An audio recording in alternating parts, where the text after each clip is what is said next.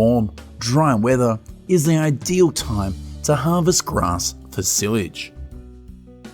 Farmers can leave grass in the field for several hours until it withers.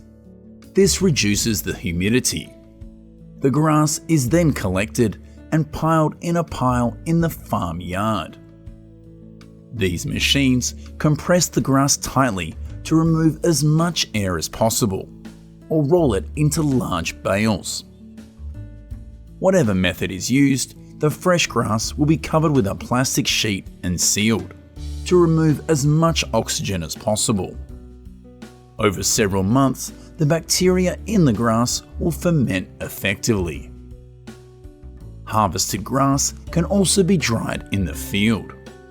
The farmer will return in a few days, and the hay harvester will help bale the hay.